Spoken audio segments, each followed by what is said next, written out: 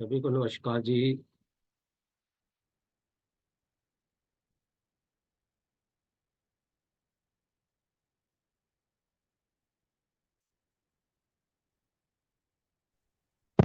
नमस्ते ब्रह्मदत्त जी। नमस्ते ब्रह्मदत्त जी। नमस्कार।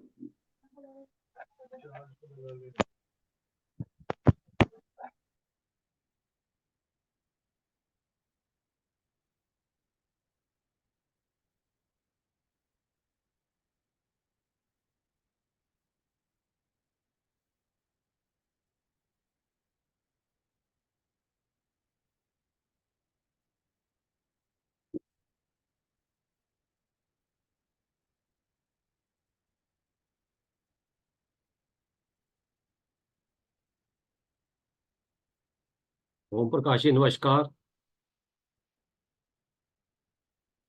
कैसे है सर? म्यूट किया हुआ है आपने। नमस्कार सभी को। क्या हो गया? 117। नमस्ते सर, मेरा आवाज बंद था, सॉरी। नमस्ते। हाँ, म्यूट किया हुआ था सर आपने। हाँ, ब्रह्मदत्त जी कैसे हैं आप? हाँ ठीक है सर, बहुत कृपा ईश्वर की। अच्छा, आप कहाँ पर हैं? पंजाब में बता रहे थे कहीं पे। हाँ पंजाब में सर, अमृतसर के पास फतेहगढ़ चूड़िया में। अच्छा अच्छा अच्छा हाँ अच्छा। जी हाँ जी, आइए तो कभी सर। हाँ, पक्का। ओके, आप मतलब अभी जॉब में हैं या रिटायर हो हाँ गए? मैं अभी जॉब में हूँ सर, 1 साल रह गया मेरा, मैं टीचर हूँ सर। अच्छा, हाँ जी हाँ ग्रेट। जी। और अच्छा, बड़ा अच्छा बड़ा अच्छा। तो ये सब, ये कैसा लग रहा है आपको? मतलब ये वाला जो अभी हम लोग सीख रहे हैं। हाँ अच्छा है सर। मेरा दरअसल बैकग्राउंड है मेरी पंडित परिवार से। मेरे फादर साहब भी ज्योतिषी थे, ताया जी थे, दादा जी थे। तो मैं बस ऐसे ही रह गया अपनी स्टडी में, कुछ सीख ही नहीं पाया। तो अभी गुरु जी की शरण में आया हूँ, मैं गुरु जी को सिखा दो हमें। हम रह गए ऐसे कैसे ही। राइट। तो आपने वो रैंडम वाला जो हमने प्रपोज किया था उसको आप प्रयास कीजिएगा, क्योंकि उसमें हमने ये सोचा था कि देखिए, बेसिकली ये गॉड का दिया हुआ नंबर और लग्न होना चाहिए, तो इसको हाँ जी रैंडम होना बहुत जरूरी है। इसलिए हमने ये प्रपोज किया था कि आप जो है हमेशा यही करें कि 1 से 12 तक नंबर किसी से लें, उसके पहले एक रैंडम नंबर जिसको मैंने ओम नंबर कहा था, ओम फैक्टर, इसके जी जी। इसको मन में डिसाइड कर। जैसे ठीक है। मेरे पास प्रश्न आया, मैंने खुद ही डिसाइड कर लिया कि 3 है, 4 है, 5 है, 6 है, 2 है, 1 है, वट। तो मैंने ये एक नंबर डिसाइड कर लिया, वो भी हर प्रश्न में बदलता रहेगा। ठीक है। ठीक है। ठीक है। दूसरा फैक्टर है कि उसको प्लस करना है, माइनस करना, मल्टीप्लाई करना है, ये आप फिक्स कर लीजिए अपने लाइफ। मुझे ठीक है। प्लस करना है या जिसमें आपको कंफर्टेबल है। मैंने मल्टीप्लीकेशन ले लिया। जी तो जी। जैसे ही प्रश्न आया तो मैंने आज सोचा 5 और मल्टीप्लीकेशन हो गया। अब मैंने उनसे 1 से 12 तक नंबर पूछ लिया। अब जी जी। सामने वाले चाहे कितना भी जानकार हो, उनको सारा हाँ जी। मालूम है कि किस लग्न में क्या होना चाहिए, लेकिन वो कुछ भी बोलेंगे उससे मैं 5 से मल्टीप्लाई कर दूंगा, तो वो सारा उनका जो है प्रॉब्लम खत्म हो जाता। अब जो भी आया, सपोज उन्होंने 11 बोला था, 11 मल्टीप्लाई बाय 5 55 हो गया। जी 55 में अब फिर 12 से भागा देंगे, 12 चौक 48, जी 49, 50, 51, 52, 53, 54, 55, 7 बचा रिमाइंडर। जी। तो लग्न हमारा 7 बचा। जी जी। इसमें कोई तरीका नहीं है मैनिपुलेट करने का। जी जी अगला जी। अगला क्वेश्चन आया तो मैंने मन में 5 की जगह 2 रख लिया।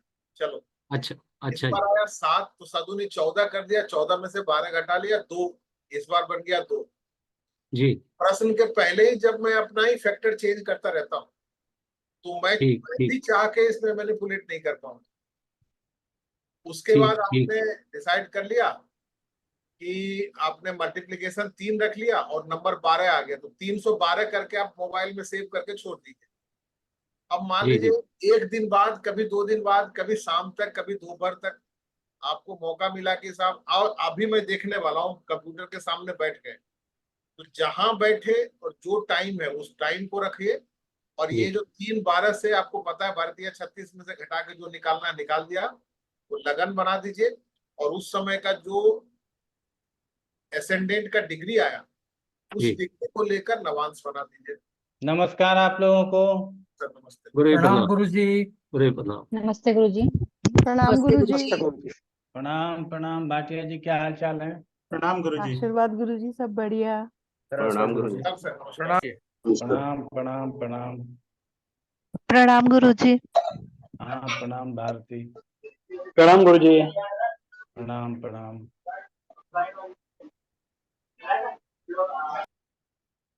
तो हम लोग अब प्रश्न में पहुंच गए हैं, ठीक है ना?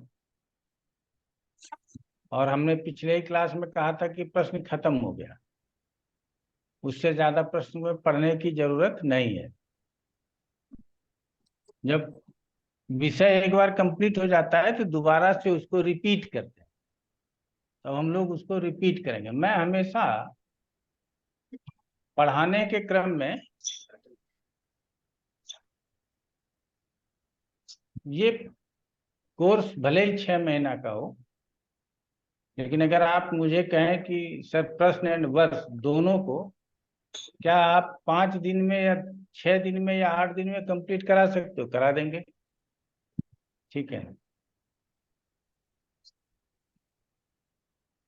बाकी बचेगा कि आप उसको कैसे आगे खींच पाओ। अगर स्वाध्याय का लत है, आदत है, तो आगे अच्छा खींच पाएंगे, और स्वाध्याय की आदत नहीं है तो परिश्रम, हमको परेशानी हो सकती है। तो स्वाध्याय करना हमारे लिए जरूरी है, ठीक है। तो हम आप लोगों के लिए स्वाध्याय के लिए 2 पुस्तक बोले हैं। ताजिक नीलकंठी षटपंचाशी का तो नहीं गया होगा अभी, तो वो भी भिजवाने का प्रयास करेंगे। मिला है आ गया है सर, षटपंचाशी का? जी आ गया है सर। मिला है आ गुरुजी। गया है? आ गया है, तब हाँ तो जी। तब तो बढ़िया है, तब तो अनीता अब होशियार हो गई है, ठीक है ना? अब बताना नहीं पड़ रहा है उसको। तो हमने कहा प्रश्न और वर्ष में चंद्रमा का बड़ा महत्व है। अब भाव का महत्व है, ग्रह का महत्व है, चंद्रमा का महत्व है, राशियों के गुण स्वरूप का महत्व है। समझना तो हम लोगों को चारों तरफ से है।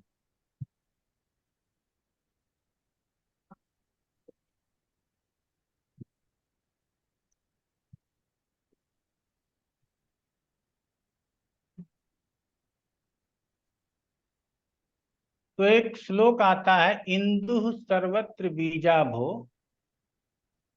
लग्नम च कुसुम प्रभम। इंदु का मतलब ही होता है चंद्रमा। सभी जगह पे क्या है? बीज है। चाहे वो प्रश्न लगन हो या जन्म पत्रिका हो, जन्म लग्न हो। लग्नम च कुसुम प्रभम, कुसुम का मतलब ये फूल।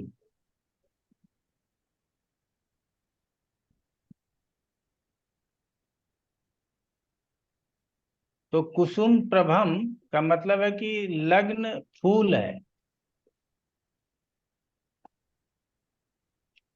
फल फलेन सदृशो सश्च भावः स्वादु संप्रभम। अब ये जो सदृशोर दृशोश्च लिखा गया है, इसका मतलब है कि फलेन सदृशोर सश्च, कि जो ग्रह का आपस में स्थिति है वह जो है फल है। भावः स्वादु संप्रभम, और भाव उस फल के स्वाद के समान है।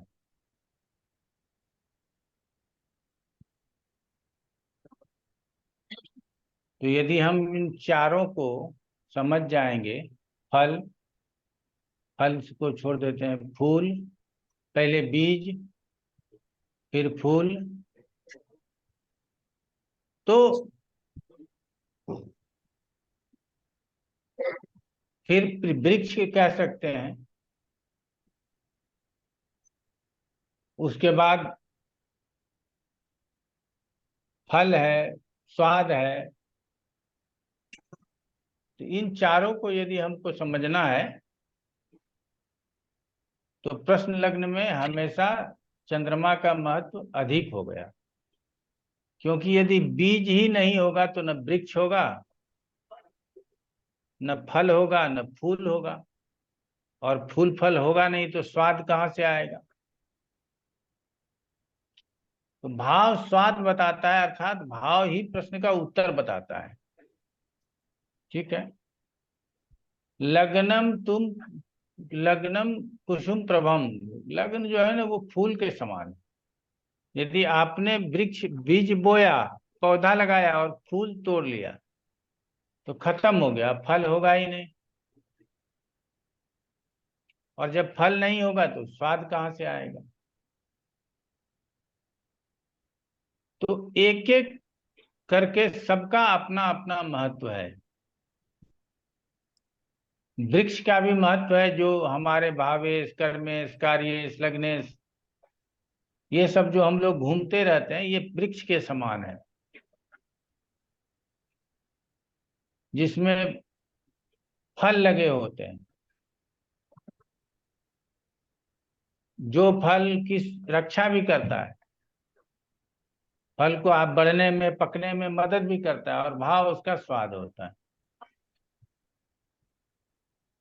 तो ये हम लोगों को समझना जरूरी है। तो उसी तरह से हम लोग चलते तो जरूर लग्न से हैं, कि बीज से पहले हम फूल को ही समझना चाहते हैं। कई लोगों का एग्जाम्पल है कि फूल जब सूख जाएगा तभी फल बनेगा, और फल जब हो जाएगा, पकेगा, तभी बीज बनेगा। कई फूल में ही बीज बन जाते हैं, कई फल में बीज बन जाते हैं, इसीलिए फूल का महत्व ज्यादा है। तो ये अपना अपना मंतव्य है, लेकिन हम यहाँ कहेंगे कि बीज का महत्व सबसे ज्यादा है, और हमेशा रहेगा।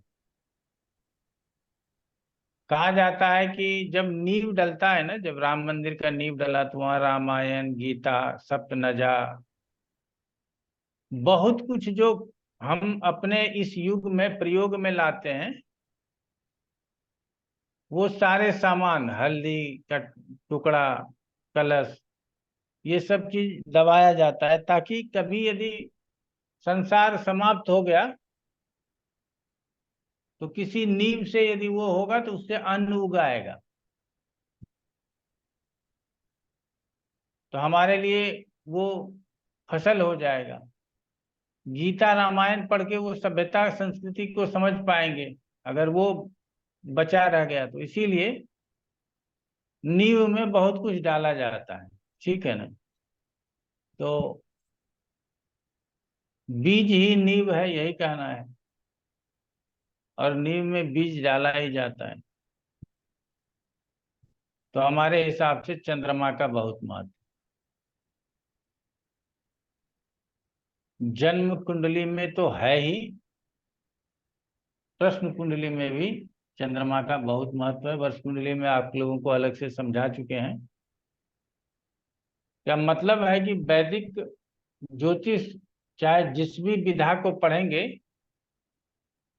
वहां चंद्रमा को यदि नहीं समझेंगे तो हम उस विधा को नहीं पढ़ रहे। ये क्लियर हो गया आपको। अब आ जाते हैं कि हम पिछले क्लास में पढ़े कि चर लग्न हो, चर राशि लग्न में हो, या चर लग्न हो, जो भी बोले, तो च्युति का होना, कार्य के च्युति का होना, अर्थात उसमें परिवर्तन का होना बहुत जरूरी है। ये हम लोगों ने पिछले क्लास में पढ़ा। अब प्रश्न में 12 भावों में से चारों केंद्रों का बहुत महत्व।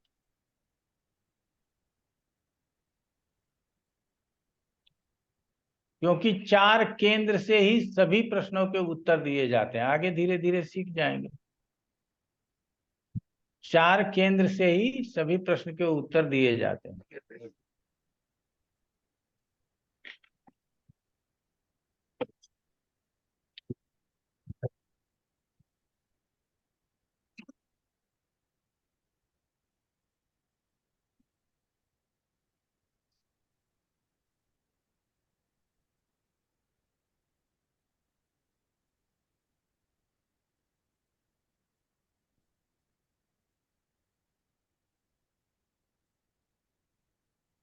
च्युति, ये लग्न हो गया। चतुर्थ से वृद्धि, सप्तम से निवृत्ति और दशम से प्रवास।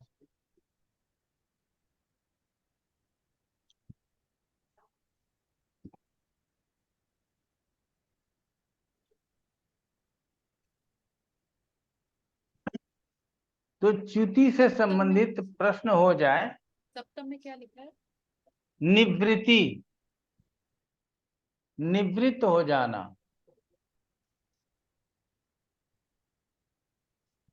चतुर्थ से वृद्धि, सप्तम से निवृत्ति और दशम से प्रवास।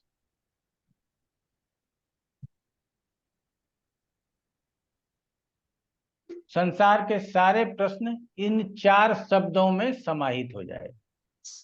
आगे हम लोग देखेंगे कैसे समाहित होगा। च्युति, वृद्धि, निवृत्ति और प्रवास। तो वृद्धि का मतलब आप लोग जानते ही हैं, बढ़ना।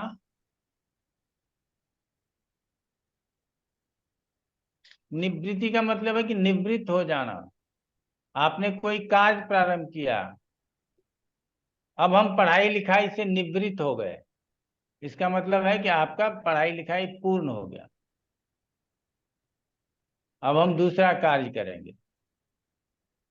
अब हम अपने बच्चे के शादी विवाह से निवृत्त हो गए, ठीक है। आज जो काम हम प्रारंभ किए से उससे निवृत्त हो गए, तो ये निवृत्ति है।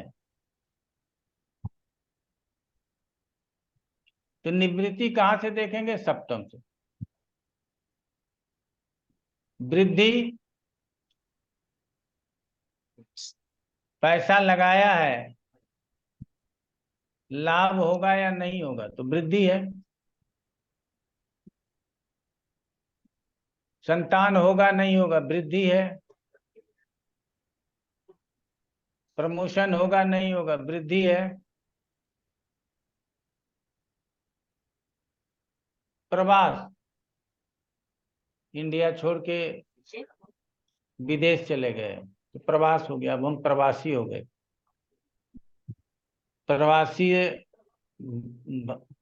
भारतीय सम्मेलन होते रहता है हिंदुस्तान में, उसको प्रवासी सम्मेलन कहते हैं ना। जो अब हिंदुस्तान में नहीं रहता, विदेश में रहता है।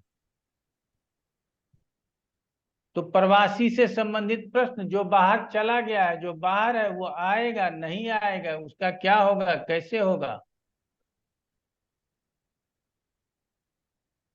उसको लेकर के जो बातें होंगी उसको हम प्रवास के अंतर्गत लेकर के चलेंगे। ये 4 केंद्र है। इस 4 केंद्रों को समझना जरूरी है। गुरुजी, च्युति का क्या मतलब होता है? मुझे नहीं समझ आया। जो पहला च्युति, लगन।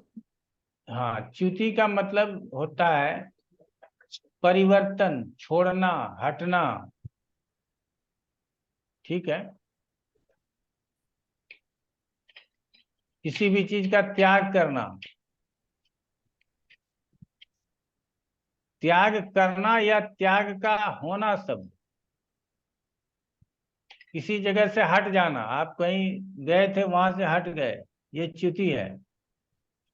किसी पद पे थे, आप वहां से हटा दिए गए, ये च्युति है, ठीक है ना। यहाँ परिवर्तन की बात होती है, अर्थात जिस अवस्था में है उसमें बदलाव की बात कहेंगे। सभी प्रश्नों का उत्तर लग्न में स्थित राशि को इसी बात से समझ करके देना है, च्युति के अर्थ को समझ करके देना है। चर राशि है तो परिवर्तन निश्चित है, अचर राशि है तो परिवर्तन नहीं होगा, यथावत स्थिति बनी रहेगी। द्विस्वभाव राशि है तो 15 डिग्री स्थिर की ओर और 15 डिग्री चर की ओर झुका रहेगा, और उसी से प्रश्न का उत्तर दे देंगे। वृद्धि से संबंधित प्रश्न चतुर्थ भाव से समझना होगा हम लोगों को, जैसे बढ़ोतरी हो गया, पदोन्नति हो गया, प्रगति हो गई, ये सारा वृद्धि का ही अलग अलग शब्द है। जैसे जमीन खरीदेंगे तो लाभ होगा कि नहीं, मकान में किराए पे लगाएंगे तो लाभ होगा कि नहीं, व्यवसाय प्रारंभ करेंगे लाभ होगा कि नहीं।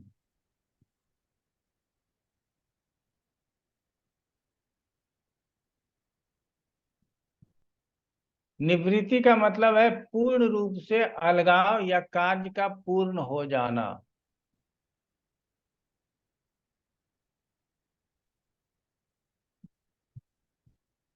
तो निवृत्ति का अर्थ है अलगाव या कार्य का पूर्ण हो जाना।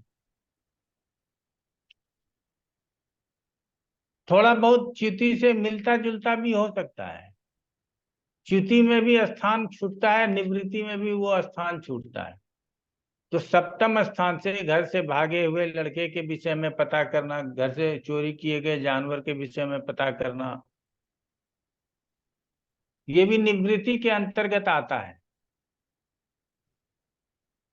ठीक है, कि मेरा लड़का आने वाला है तो वो वहां से चल चुका है, इसका मतलब है उसको उस जगह से निवृत्ति मिल चुकी है, अब वो घर पहुंचने वाला है।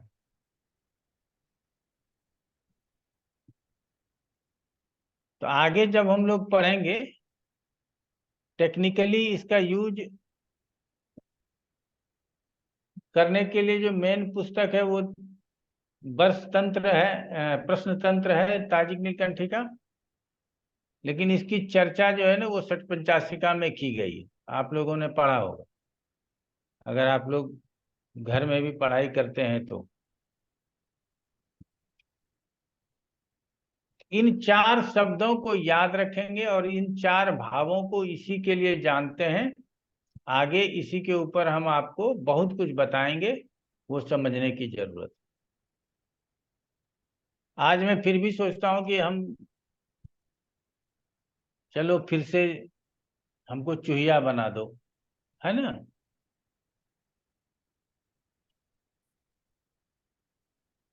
एक कहानी है ना कि एक बाबा जो है सो आश्रम में थे, एक कहीं से चूहिया पकड़ ले आए थे। चूहिया भाग करके बाबा के पास आए तो पूछे क्यों डर रही हो, तो बिल्ली है, तो बिल्ली बना दिया। अब बिल्ली डर कुत्ते से डर रही है तो कुत्ता बना दिया। जो भी दंत कथा है शास्त्रों में है, कुत्ता शेर से डर रहा है तो उसको शेर बना दिया। तब जब शेर बना दिया तब वो ऋषि को ही, जो बाबा थे उन्हीं को वो खाने के लिए तैयार हो गई चूहिया। तो बाबा ने बोला फिर से चूहिया बन जाओ, तो फिर वो चूहिया बन गई। तो हम लोग उसी क्रम को अपनाते हुए आज बहुत सारे ऐसे विषयों को लिखा देते हैं जो आपने कई जगह से पढ़ते हुए चले आ रहे हैं, राशियों के गुण स्वरूप के बारे में, ताकि आगे प्रश्न में जहां कहीं भी ऐसे राशियों की चर्चा हो तो आप उसको समझ सकें।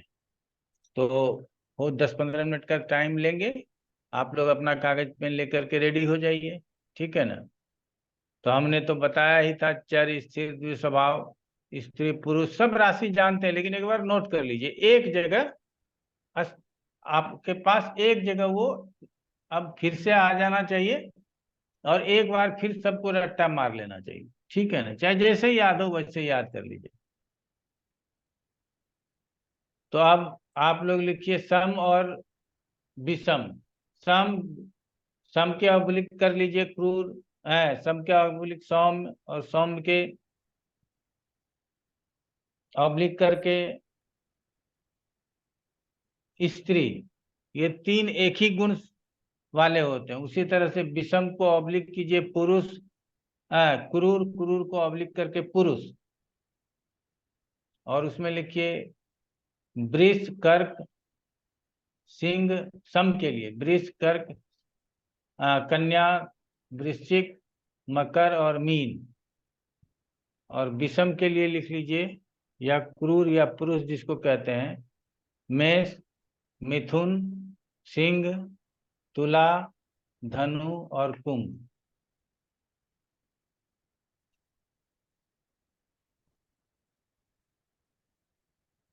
चर के लिए लिखिए मेष, कर्क, तुला, मकर। और चर के ऑब्लिक बगल में डाल दीजिए धातु।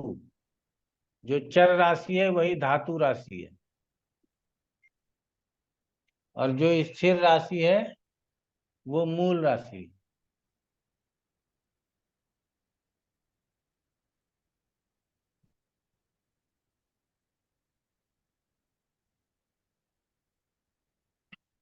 स्थिर राशि में लिख लीजिए वृष, सिंह, वृश्चिक और कुंभ।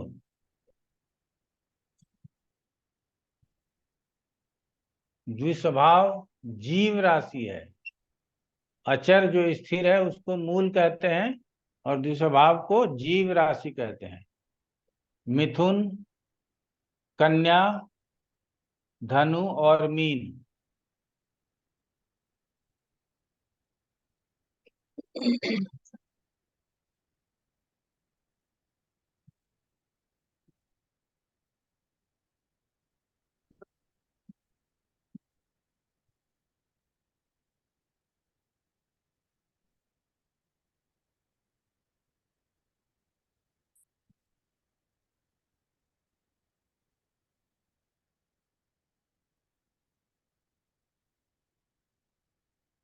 शीर्षोदयी राशि मिथुन, सिंह, कन्या, तुला, वृश्चिक और कुंभ। पृष्ठोदयी राशि मेष, वृष, कर्क, धनु और मकर। कई विद्वानों ने, आप लोग कहीं आगे पढ़िएगा तो सोचिएगा कि हमको गुरुजी ने बताया नहीं था, कई विद्वान धनु राशि का अगला हिस्सा 15 डिग्री तक सिर को नर राशि मानते हुए शीर्षोदयी भी मान लेते हैं, लेकिन हम लोग ऐसा नहीं कहेंगे। हम लोग उसको पूर्ण रूप से पृष्ठोदयी ही मान करके चलेंगे, क्योंकि यहाँ उदय और अस्त से उसका मतलब होता है जहां नर और जानवर साइन आएगा वहां वो दोनों साइन रहेगा, उसको आगे समझेंगे। चलिए आगे बढ़ लीजिए। ये पृष्ठोदयी के बाद उभयोदयी एक ही राशि है, वो मीन है।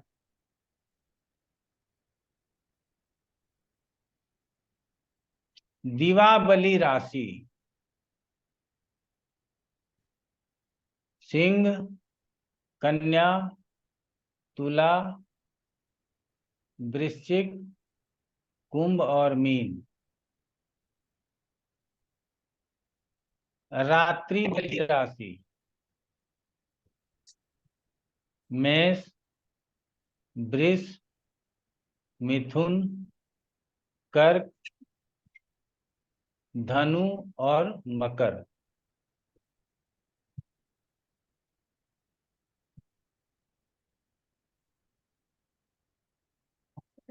आगे लिख लीजिए द्विपद राशि कदली, जी, 10 मिनट थोड़ा क्लास रखें।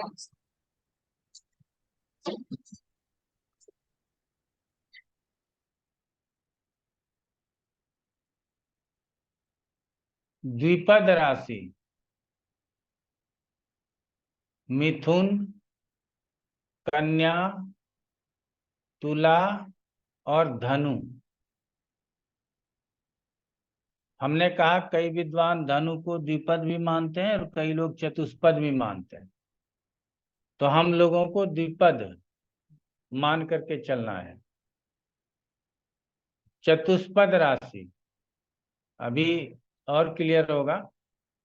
मेष, वृष, सिंह, मेष, वृष, सिंह और मकर। और चतुष्पद में भी धनु को रखा जा सकता है, ब्रैकेट में धनु लिख लीजिए आप।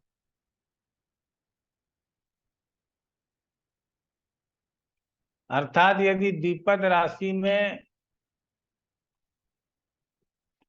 धनु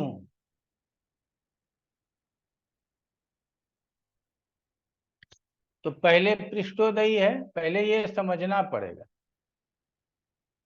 भूल जाइए उसको। लेकिन उसको भूल जाइएगा तो फिर पढ़िएगा कैसे कि पहले पीठ निकलता है, अर्थात घोड़े वाला हिस्सा बाहर निकलता है।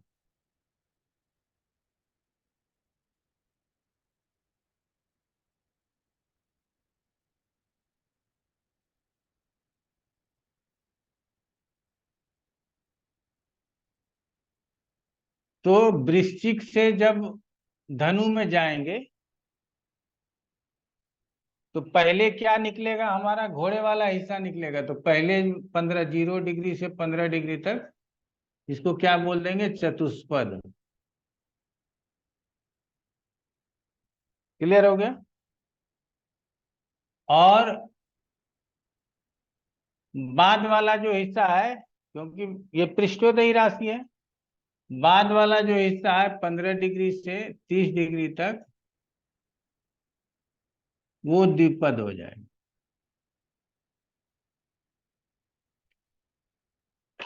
कई आधुनिक रचनाकारों ने ये गलती किया है कि पहले जो दिखाई देगा उसी को तो पहले बोलेंगे ना।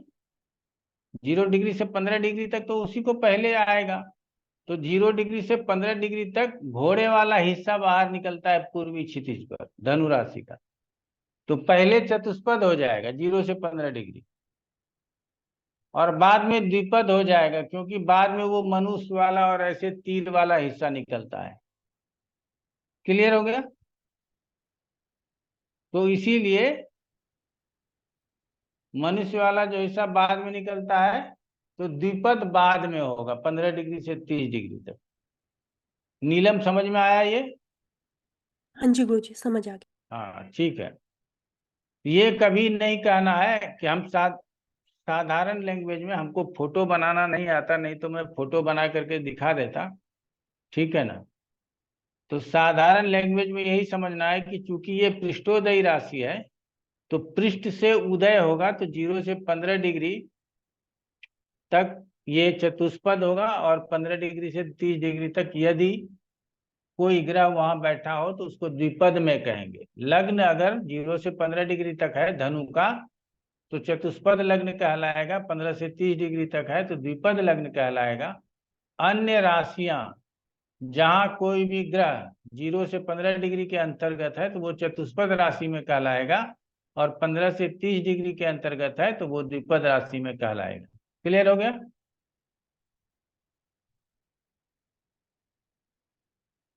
हाँ या ना में बोल दीजिए। अन्य राशियां क्या, मतलब क्या सर? जी गुरुजी। अन्य जगहों पर, अन्य भावों में, मान लीजिए लग्न की बात नहीं हो रही है, अब ये समझ 5वें गया भाव में, जी जी।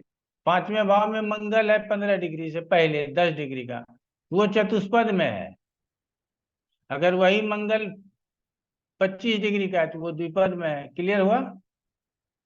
जी सर। चलिए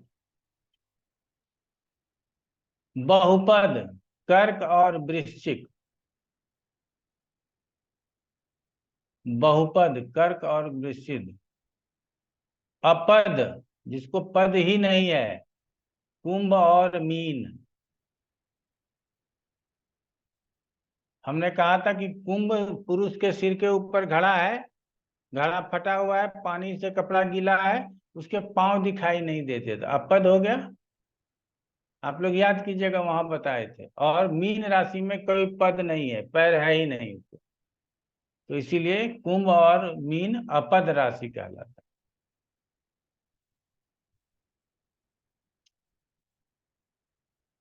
अब लिखिए मानव, मनुष्य राशि। नर राशि भी लिख सकते हैं, यहाँ ब्रैकेट में नर राशि लिख दीजिएगा। मिथुन, कन्या, तुला और धनु का पूर्वार्ध।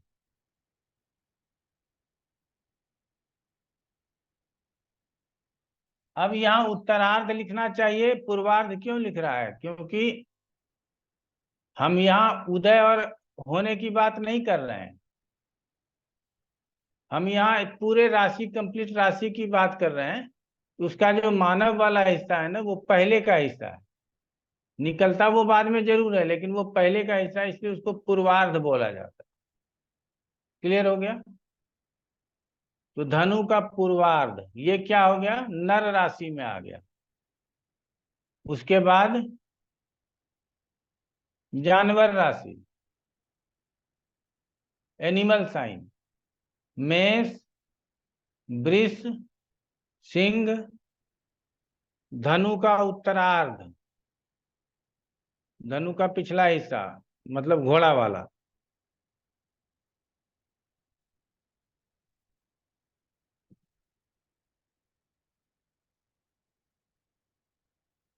कीट राशि, कीट का मतलब होता है ना, कीट पतंग जो भी बोलते हैं आप लोग, कीड़ा मकोड़ा जो होता है, तो वो वृश्चिक राशि को कीट राशि के अंतर्गत रखा गया है।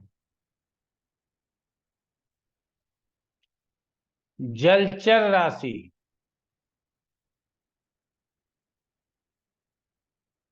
कर्क और मकर का उत्तरार्ध। कर्क राशि जलचर है और मकर का उत्तरार्ध, मकर का पिछला हिस्सा चूंकि मगरमच्छ का होता है, तो वो हो गया मकर का उत्तरार्ध, तो वो जलचर राशि के अंतर्गत आता है।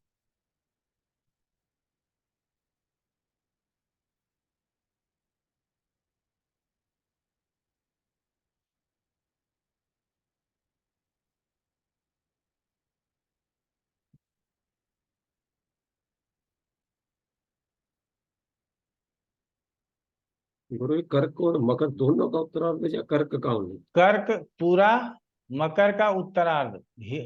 मकर के पूर्वार्ध में जो है ना हिरण होता है, हिरण, और पीछे जो है ना मगरमच्छ का लगा होता है, इसीलिए मकर का उत्तरार्ध जलचर राशि में आता है, और कर्क मतलब खेकड़ा पूरा जलचर राशि में आता है।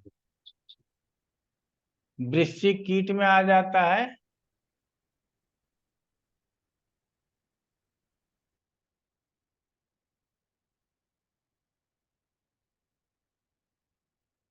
और जलचर राशि में मीन राशि को भी लेना चाहिए।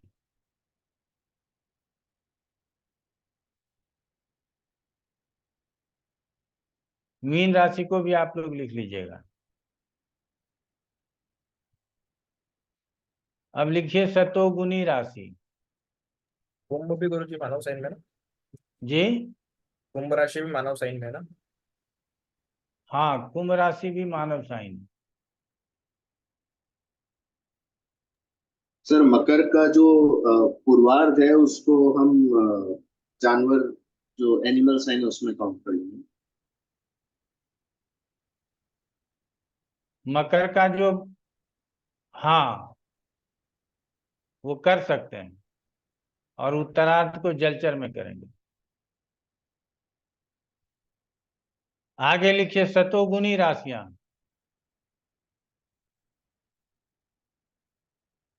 कर्क, सिंह, धनु और मीन।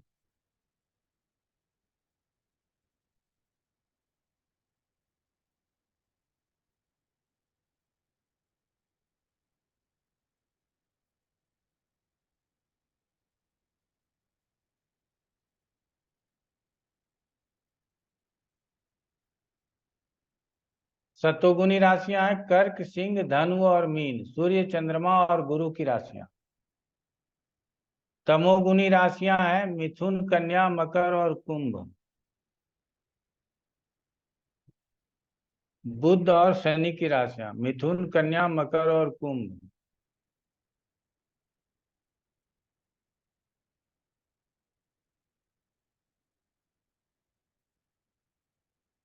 रजोगुनी राशियां हैं वृष, तुला, मेष और वृश्चिक, वृष, तुला, मेष और वृश्चिक।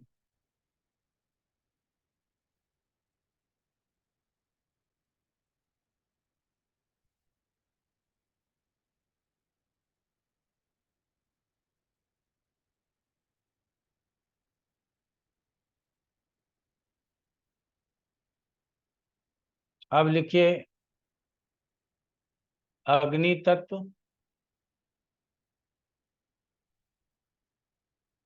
तो एक लाइन में पहले लिख लीजिए अग्नि, पृथ्वी, वायु, जल, और उसमें ऑब्लिक ऑब्लिक लगा दीजिए, फिर हम लिखाते हैं। अग्नि, पृथ्वी, वायु, जल, फिर ऑब्लिक में लिखिए पूरब, दक्षिण, पश्चिम और उत्तर। पूरब, दक्षिण, पश्चिम और उत्तर।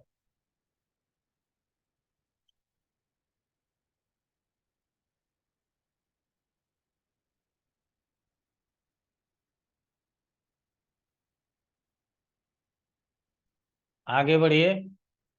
तो मेष, सिंह और धनु, ये 3 राशियां हो गई जिसको अग्नि तत्व की राशि कहते हैं, आप लोग जानते हैं, और पूरब दिशा को निरूपित करता है। आगे चल करके हम लोगों को पढ़ना है कि चोर चोरी करके सामान किस दिशा में ले गया, तो इन सब राशियों की जरूरत हो सकती है। बाकी नहीं तो भी अपने ज्ञान को ज्ञान बढ़ाने के लिए जरूरी है। याद रखिएगा, दोबारा से आ गया तो बेसिक पढ़ना कितना जरूरी है।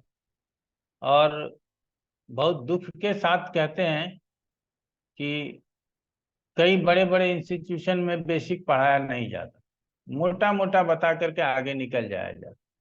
चलिए आगे बढ़ते हैं। वृष, कन्या और मकर, ये पृथ्वी तत्व की राशियां हैं और दक्षिण दिशा का स्वामित्व प्राप्त है। मिथुन, तुला और कुंभ, मिथुन, तुला और कुंभ, ये पश्चिम दिशा की राशियां हैं। वायु तत्व को का प्रतिनिधित्व करती,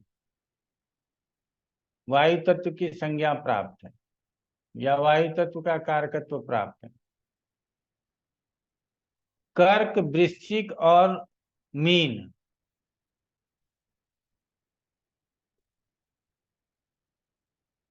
ये उत्तर दिशा का स्वामित्व रखती है ये राशियां, और जल राशि है, जल तत्व की प्रधानता है इसके अंदर। ठीक है, वो जलीय राशि अलग है और जल तत्व की प्रधानता वाली राशि अलग है। जलीय राशि में कर्क के साथ मकर का उत्तरार्ध आ जाता है और मीन आ जाता है। कीट राशि में वृश्चिक आ जाता है। वृश्चिक जो है वो जल में नहीं रहता, बिच्छू जल में नहीं रहता। तो बहुत कुछ अलग अलग आप अपने दिमाग का इस्तेमाल कीजिएगा तो आपको बात बहुत कुछ पता चलेगा। आगे बढ़ लेते हैं।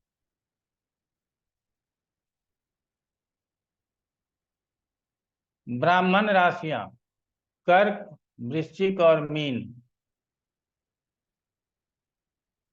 वर्णात्मक विश्लेषण में लिख लीजिए ब्राह्मण राशियां कर्क, वृश्चिक और मीन।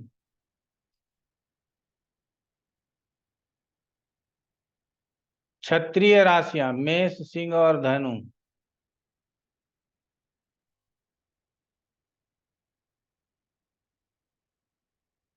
वैश्य तत्व प्रधान राशि वृष, कन्या और मकर।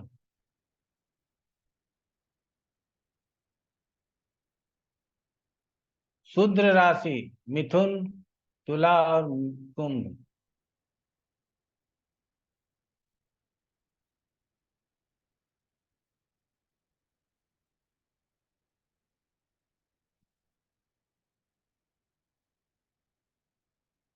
मलिन राशि किसको कहते हैं? जो राशि चमकता हो उसको चमकीली राशि बोलते हैं। आकाश में जो तारों का समूह चमकता हुआ दिखाई देता है उसको चमकीली राशि, और जो राशि थोड़ा मलिन दिखाई देता है अन्य तारों की अपेक्षा उसको मलिन राशि कहते हैं। तो मलिन राशि में लिखिए मेष, वृष, सिंह, कन्या, धनु, मकर। मेष, वृष, सिंह, कन्या, धनु और मकर।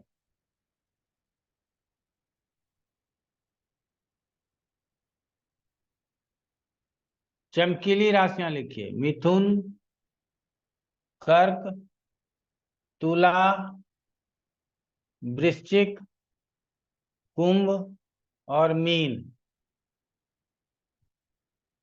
मिथुन, कर्क, तुला, वृश्चिक, कुंभ और मीन।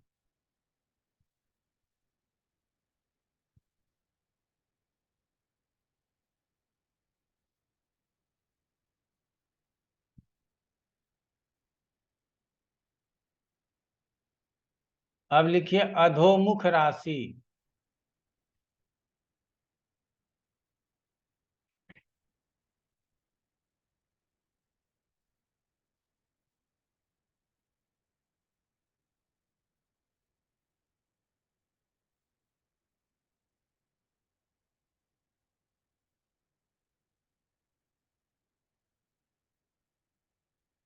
ये थोड़ा सा डिफरेंट है इसीलिए आप लोगों को बताना चाहिए। सूर्य जिस राशि में स्थित हो, मान लीजिए ये तुला राशि का बना देते हैं,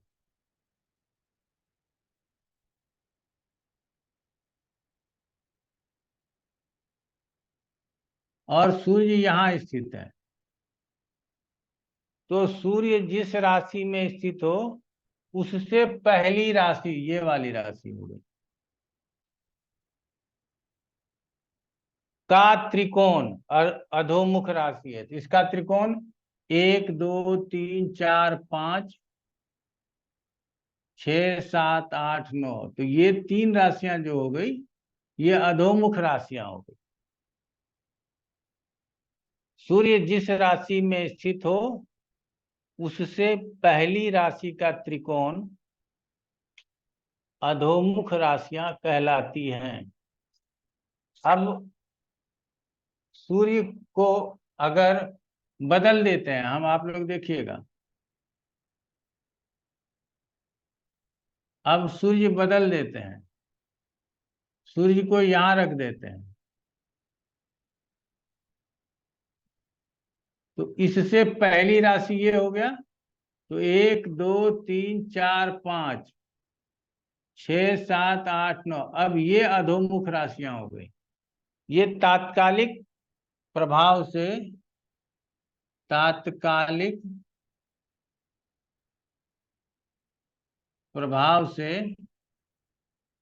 बनता है। तब आप लोग अधोमुख समझ गए होंगे।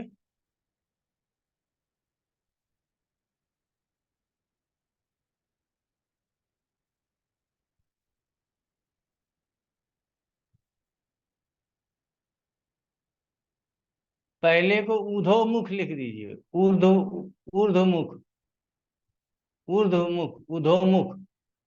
अभी जो बताया ये ऊर्ध्वमुख वाले बता दिया, बड़ा प्रॉब्लम है। ऊर्ध्वमुख या ऊर्ध्वमुख। सूर्य से पहली राशि का त्रिकोण राशि ऊर्ध्वमुख।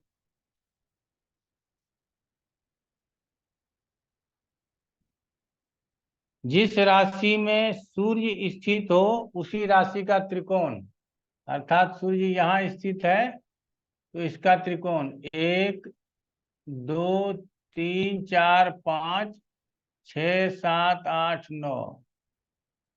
तो ये सूर्य जहाँ स्थित है उसका त्रिकोण अधोमुख। उसके बाद है त्रियंगमुख।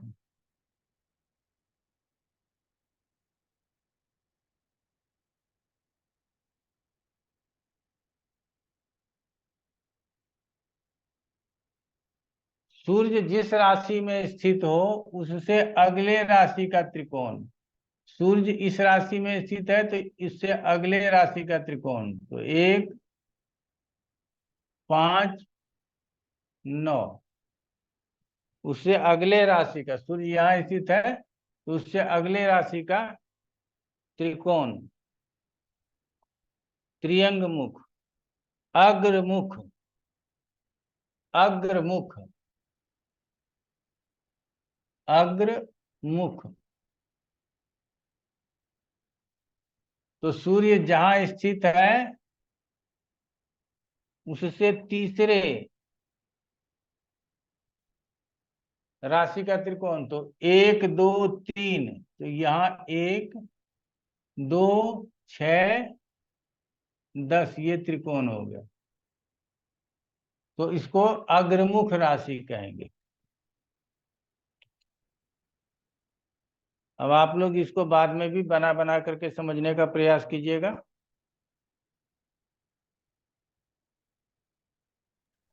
गुरुजी एक बार ये लास्ट वाला दोबारा बता देंगे प्लीज, ये अग्रमुख राशि, जी सूर्य गुरुजी। जहां स्थित है उससे तीसरे स्थान का जो त्रिकोण राशि है, जी उससे तीसरे स्थान का जो त्रिकोण में स्थित राशि है वो अग्रमुख राशि है। जी गुरुजी।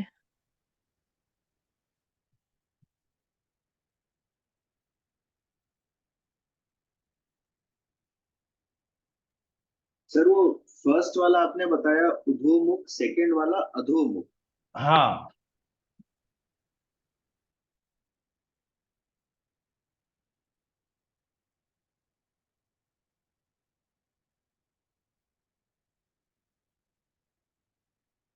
ग्रह में आप लोग ब्राह्मण को जानते ही हैं, गुरु शुक्र ब्राह्मण है, सूर्य मंगल क्षत्रिय। लिख लीजिए, थोड़ा सा ग्रहों के बारे में बहुत कम लिखाएंगे, जितना जरूरत है उतना ही लिखाएंगे। ब्राह्मण ग्रह याद रखना है, गुरु और शुक्र है।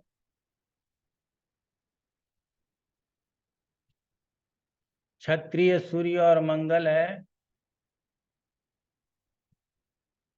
वैश्य बुध और चंद्रमा है। शूद्र शनि है।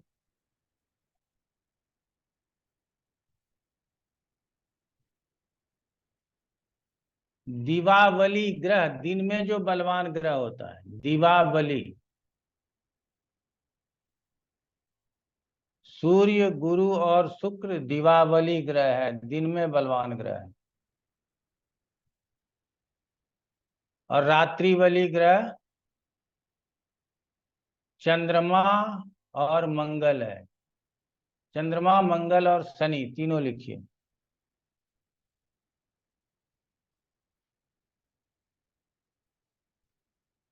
बुध दोनों पक्षों में बलवान होता है, दिन में भी और रात में भी।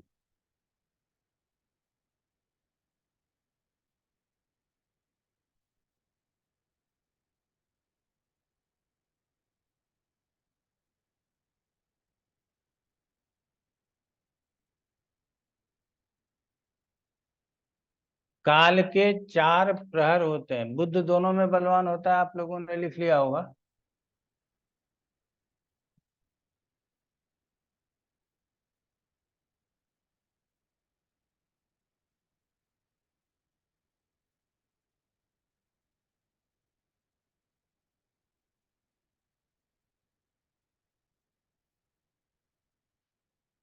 तो पूरा दिन होता है ना, दिन में 4 प्रहर होते हैं।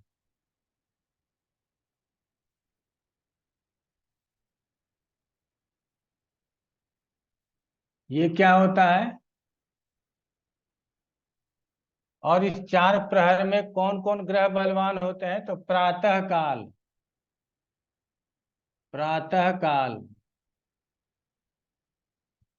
बुध और गुरु बलवान होते हैं।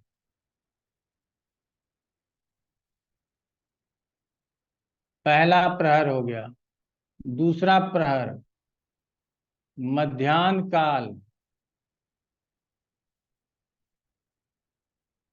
इसमें सूर्य और मंगल बलवान होते हैं।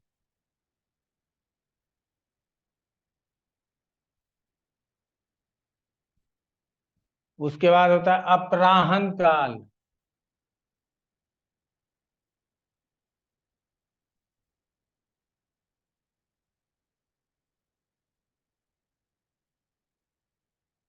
जो सायं काल से पहले होता है, जिसको प्रदोष काल भी कहते हैं।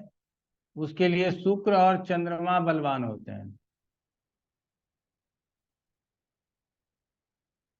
और फिर हो जाता है सायं काल।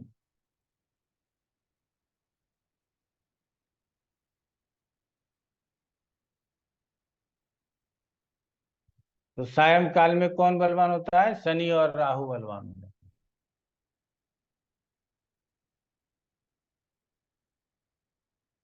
केतु की चर्चा नहीं की गई है तो कोई बात नहीं।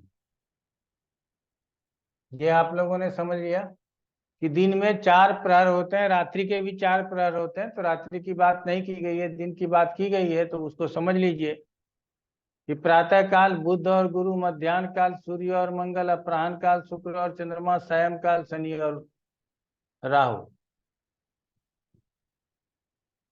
इसको आधार मानकर कई लोग, कई ब्राह्मण आपको बोलेंगे कि बुध और गुरु का जप सुबह कर लीजिए, सूर्य मंगल का जप मध्याह्न काल में कीजिए, अपराह्न काल में शुक्र और चंद्रमा का जप कीजिए, और सायंकाल में शनि और राहु का जप कीजिए।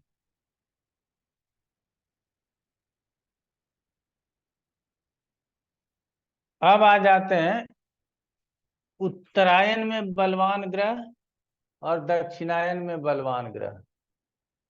ये सब पीछे नहीं पढ़ा है, इसीलिए हमने कहा कुछ ले लीजिए।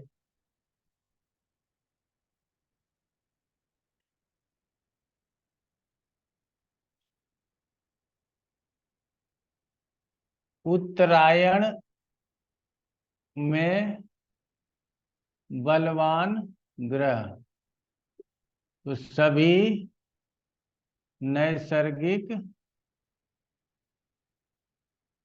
शुभ ग्रह। ये हो गया उत्तरायण में बलवान ग्रह तो सभी नैसर्गिक शुभ ग्रह। तो कौन कौन हो जाएगा? शुक्र, गुरु, शुभ चंद्र और शुभ बुध। और दूसरा दक्षिणायन में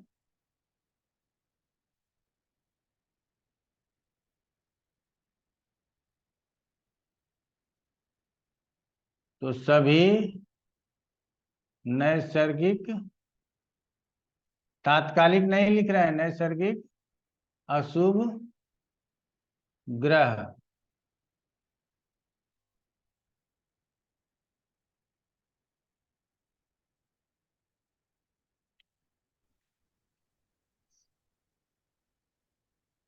यहां तक क्लियर हो गया? यहां तक में कोई दिक्कत नहीं है?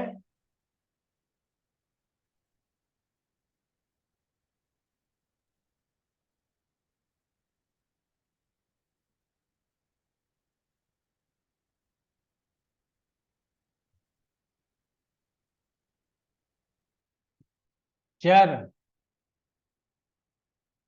धातु, मूल, अचर, स्थिर जिसको कहते हैं, मूल, द्विस्वभाव, जीव, ग्रह। कौन कौन से ग्रह हैं जिसको चर ग्रह कहते हैं? चर राशियां होती हैं तो चर ग्रह भी होते हैं। तो कौन कौन से ग्रह हैं? चंद्रमा, मंगल और शनि। चंद्रमा, मंगल और शनि ये चर ग्रह हैं, चर प्रवृत्ति के ग्रह हैं। अचर अर्थात मूल वाला सूर्य और शुक्र,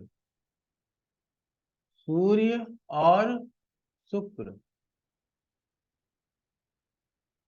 द्विस्वभाव अर्थात जीव, जीव ग्रह कौन है? गुरु और बुध।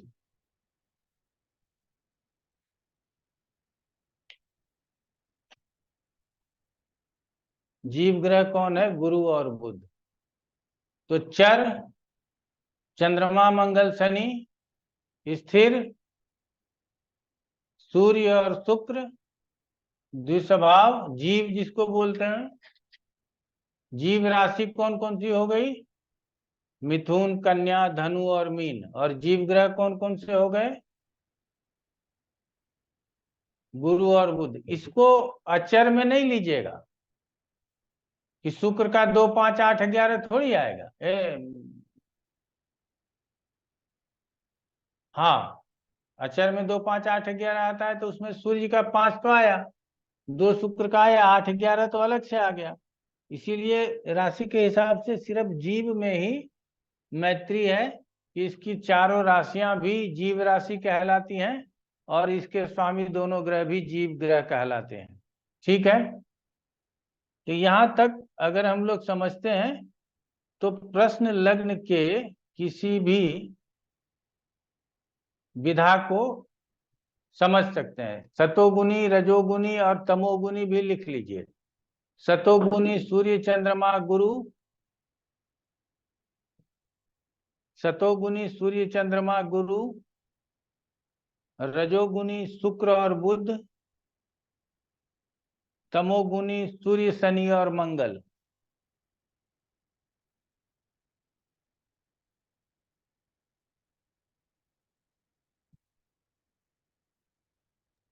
गुरुजी रिपीट ठीक कर है, दीजिए।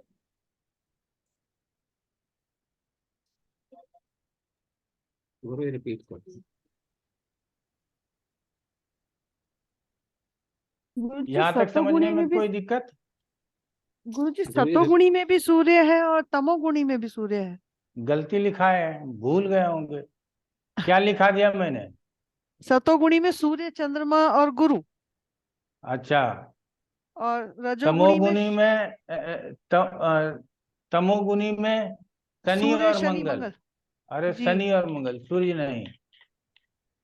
और रजोगुणी में गुरु। शुक्र और रजोगुनी में बुध। शुक्र और बुध। हम्म,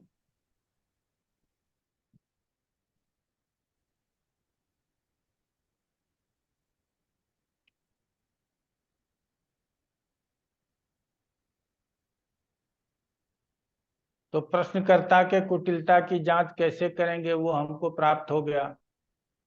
कार्य सिद्धि का नियम, लग्न लग्न शीर्षोदयी हो, लग्नेश कार्येश में संबंध हो, लग्नेश लगन को देख रहा हो, कार्येश कार्य भाव को देख रहा हो। इस तरह के विषयों को हम लोगों ने पढ़ा।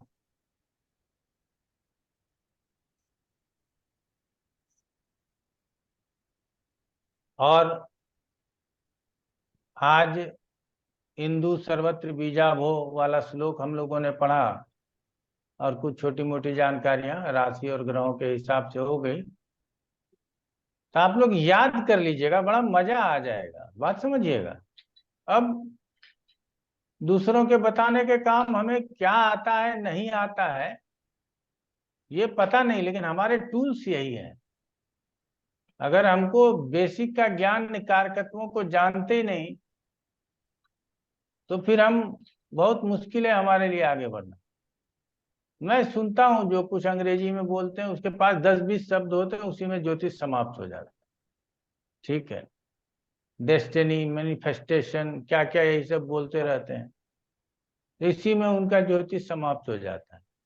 हमारे पास तो रोज शब्द नए आते हैं, क्या सीखूं। ठीक है ना, तो चलिए आगे बढ़ेंगे। विश्वजीत, क्या प्रश्न है? गुरुजी, लास्ट क्लास से मेरा एक क्वेश्चन है। जब हम कहते हैं कि लग्न को वर्गों में देखेंगे, तो वो थोड़ा सा समझ नहीं आया कि किस वर्ग में देखेंगे, वो थोड़ा डिफाइन कर देंगे क्या? इसको भूल भी जाना, लेकिन वर्गों का मतलब है कि D9 में देखेंगे, D10 में देखेंगे, D7 में देखेंगे, अन्य वर्गों में देखेंगे। ठीक है। लेकिन अभी वहां तक जाने की जरूरत नहीं है, अभी कुछ सीख लो। ठीक है ना? जी जी, वो आपने बताया था, हमने सोचा याद नहीं। तुम देखते होगे कि एक ही ग्रेड है, फिटर या जी। इलेक्ट्रीशियन। ITI भी होता है उसका, इलेक्ट्रीशियन वालों का ITI होता है। हाँ या ना में हाँ। जवाब देना। जी सर। पॉलिटेक्निक भी होता है, ओवरसियर जिसको बोलते हैं, वो भी होता है इलेक्ट्रीशियन वाले का। जी। और बीटेक भी होता है इलेक्ट्रीशियन में, जी सर। और एमटेक भी होता है इलेक्ट्रीशियन में। होता है ना? जी। जी सर। तो अभी पहले जो है हम लोग ज्योतिष में ना ITI वाला काम सीखे। ठीक। धीरे धीरे कॉन्फिडेंस बिल्डअप होता जाएगा, बड़े बड़े संस्कृत के श्लोक पढ़ने लगेंगे, बड़े बड़े लोग आने जाने लगेंगे, बड़ी जिम्मेदारी होगी देश के प्रति कि हमको इस बार देश के प्रति भविष्यवाणी कर देना है। वो तो फिर बड़ी बड़ी जानकारियां लेके जाएंगे, एमटेक वाला उपाधि तब तक प्राप्त कर लेंगे। लेकिन प्रयास जो करो जड़ से करो। ठीक है ना? जमीन से जुड़ करके प्रयास हमारा सार्थक होता है। जी। संजीना नरूला, आज हमारा लेक्चर समाप्त हो गया, अब आगे नहीं पढ़ाएंगे। आज हमको जल्दी घर जाना है। संजीना बताओ। गुरुजी, जैसे आपने ये बताया था कि शीर्षोदय लुगन अगर आता है तो आवाज तुम कहाँ से बोलती हो? लगता है कि माइक हाथ में रखो। अब आ रहा है गुरुजी? हाँ बोलो। आपने बताया था शीर्षोदय लगन आता है तो अच्छी बात होती है। हाँ, हाँ, अगर पृष्ठोदय आ जाए और सौम्य राशि आ जाए तो वो समझ नहीं आ रहा, उसको कैसे समझेंगे? आगे वही सब समझेंगे, आगे तो वही सब समझना है कि यदि पृष्ठोदय आ गया और उसके बाद के परिणाम मिल गए तो हमारा काम होगा। बाद का परिणाम लग्नेश लगन भाव को देखता है, कार्येश कार्य भाव को देखता है, चंद्रमा एकादश स्थान में है, बात समझो। बाकी के सभी पैरामीटर मिल जाते हैं, तो पृष्ठोदय होना मतलब गलत होना नहीं। क्लियर हो गया? तो यहाँ पे क्या है कि हम लोग जब पढ़ेंगे तो अधिक से अधिक कॉम्बिनेशन जिस ओर झुकता है, हाँ की ओर झुकता है तो हाँ में जवाब आएगा, ना की ओर झुकता है तो ना में जवाब आएगा। पहला हम लोगों का कोशिश होगा कि जवाब को हाँ और ना में समझ लें। क्लियर हो गया? बाद में घुमाने के लिए तो सबको पता है कैसे कैसे घुमाया जाता है, वो सबको पता है। BRD जी प्रणाम गुरुजी। प्रणाम। मेरा प्रश्न पिछले पाठ के संबंधित है गुरुजी। अगर प्रश्नकर्ता च्युति के बदले कारण पूछ लिया तो क्या, कैसे उसको हल करना सर? मेरा प्रमोशन क्यों नहीं हुआ, किस कारण से नहीं हुआ?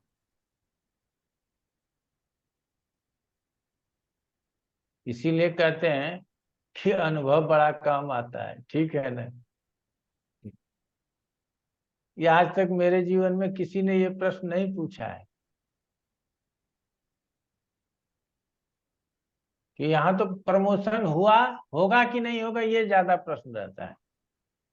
लेकिन कोई आ जाए कि मेरा प्रमोशन किस कारण से नहीं हुआ, तो इसी के लिए आपको ब्राह्मण, क्षत्रिय, शूद्र या जो सब भी राशियां पढ़ा रहे हैं, कि उन राशियों में हमारे कारक ग्रह अर्थात लाभेश की स्थिति को समझने के बाद पता चलेगा कि किस कारण से नहीं हुआ, किसने टांग अड़ाया।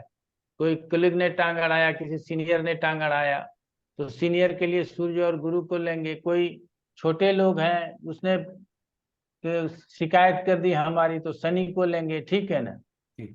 तो इस तरह से हम लोग उसको लेकर के चलेंगे, लेकिन अच्छा इसको और अच्छे तरीके से हम समझने का प्रयास करेंगे। तो हमने कहा इसीलिए कि अनुभव से बहुत कुछ प्राप्त होता है। अब देखिए, आप अपने अनुभव से हमारे साथ ये प्रश्न लेकर के आए, और हमारे लाइफ में प्रश्न शास्त्र में ये प्रश्न नवीन है। Thank you Om Prakash ji. इस सब ये अभी तक सर जो आपने 2-3 आधा प्रश्न का जवाब लग्न से हो जाएगा ये भी बताया, और फिर ये बताया कि उसके बाद हम निर्णय के लिए जो है वो लग्नेश वगैरह का वो देखेंगे। तो उसका इस स्थिति में सर कोई हम मतलब एक उदाहरण चर्चा कर सकते हैं क्या? अगले क्लास में चर्चा कर लेंगे। तो इससे क्या होगा कि छोटी छोटी जो हम जंक में पढ़ रहे हैं उसका एक छोटा उदाहरण देके फिर आगे बढ़ जाएंगे तो बिल्कुल जाना आसान हो जाएगा। बिल्कुल बिल्कुल करेंगे। हम सोचे थे आज ना लगन छोड़ के दूसरा भाव पढ़ने लगेंगे, लेकिन लगा कि नहीं, चलो ये सब चीज जानकारी के लिए जरूरी था, और एक जगह उपलब्ध नहीं है। किताबों में भी आप सोचिएगा कि इतना है, सब जगह एक जगह उपलब्ध है, तो होरा पराशर में भी एक जगह नहीं है, ठीक है ना।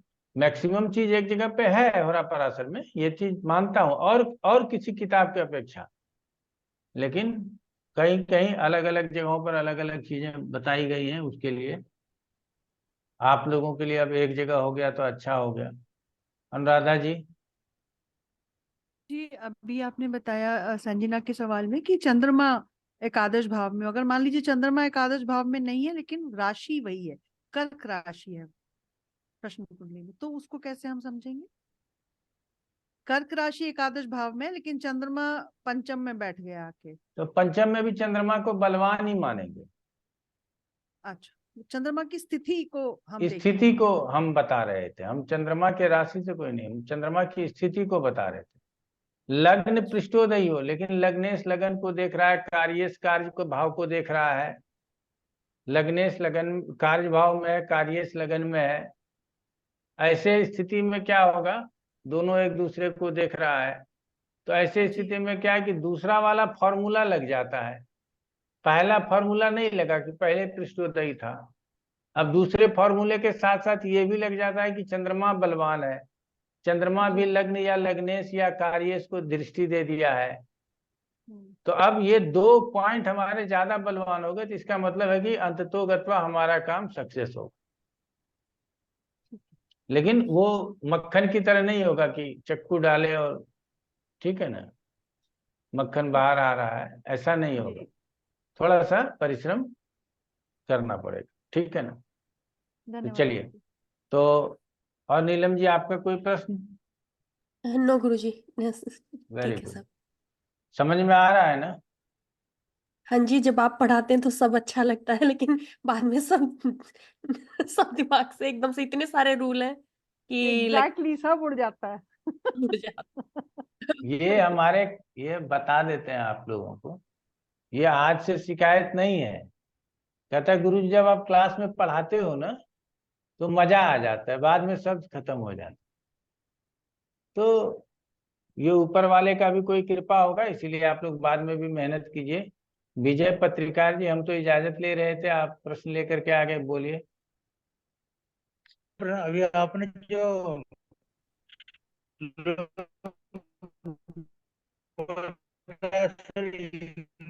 आवाज नहीं आ रही, आप अपना सिग्नल देख।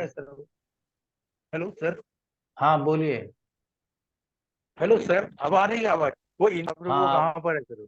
अब आवाज आ रही है, बोलिए। हिंदू वाला जो आपने श्लोक बताया था पहले ही लगने के बारे में, वो कहाँ पर हाँ मिलेगा सर? वो ताजिक नीलकंठी में भी मिल जाएगा, प्रश्न कौन सा तंत्र है में सर ही वो? आगे जाकर के मिलेगा। पेज नंबर अभी याद नहीं है, आगे मिल जाएगा। याद नहीं तो कल बोलिएगा तो हम श्लोक भेज देंगे, जब तक आप लोग याद कीजिएगा। सुदर्शन कोटा जी। गुरुजी प्रणाम। और नीलम जी ने जो कहा था उसको मेरा अपना अनुभव शेयर करना चाहता था। मैंने गुरुजी से ये दिसंबर 2021 में एक कोर्स किया था। अब इन पिछले 2 सालों में मैं पन्ना पलटता रहा हूँ, अब जो थोड़ा थोड़ा चिपक रहा है मेमोरी में। अब समझ में तो टाइम लगता है, बट जब जब आ जाता है तो बहुत अच्छा लगता है। ये मैं शेयर करना चाहता ये नहीं, कई लोगों का ये भी शिकायत है कि जब गुरुजी किसी की पत्रिका देखते हैं ना, तो फिर आप याद आ जाते हो, तो वो चीज वहां समझ में आ जाती है कि गुरुजी ऐसे बोला करते थे। हाँ। तो अब ये शिक्षा किस प्रकार की है नहीं पता, ठीक है ना। आज कई लोगों को फुर्सत में आजकल बड़े विद्वान लोगों को सुन रहे हैं, पैंट शर्ट वाले साधु लोगों को सुन रहे हैं आजकल हम, ठीक है ना। कोई अच्छा बताते हैं, कोई खराब बताते हैं, लेकिन सुन रहे हैं। लेकिन सब कोई वही करते हैं, धंधा ही करते हैं, समझ गए ना। सब दुकानदारी ही चला रहे हैं, किसी न किसी रूप में सब दुकानदारी ही चला रहे हैं। तो चलिए, अच्छी बात है, ठीक है ना, आगे बढ़ते रहेंगे। आज इतना ही। आप लोगों का बहुत बहुत धन्यवाद। नमस्कार। प्रणाम गुरुजी। प्रणाम गुरुजी। प्रणाम प्रणाम प्रणाम गुरु जी। प्रणाम।